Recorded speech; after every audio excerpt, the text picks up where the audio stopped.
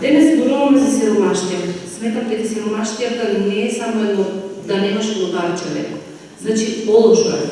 Под ова македонско небо, јас сиромаштијата ја осетив со моите две деца кога останавме сами на улица, која не може кој да ни помогне.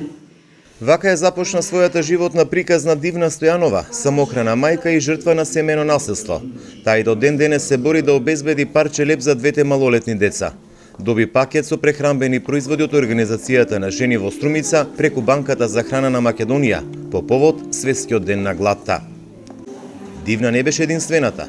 Стотина семејства од Струмица кои секојдневно се соочуваат со глад и сиромаштија добија прехранбени пакети. Во Организацијата на жени секојдневно тропаат луѓе кои нема што да јадат. Застрашувачко е да ви кажам колку расте бројот на луѓе кои што бараат таква помош.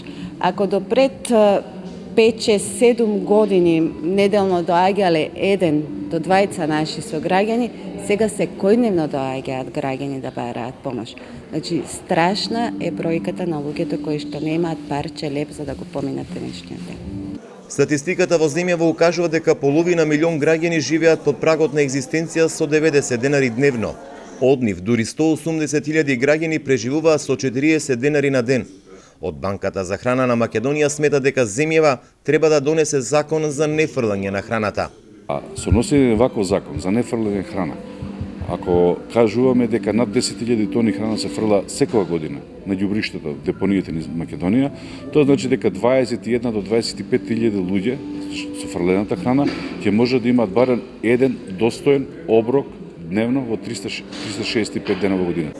Акцијата за доделување помош во Струмица ја подржа и градоначалникот Зоран Заев заедно со Советот на општината, кои 5 години поред планираат средства во буџетот на општина Струмица за донирање храна на лицата од социјален ризик преку Банката за храна на Македонија.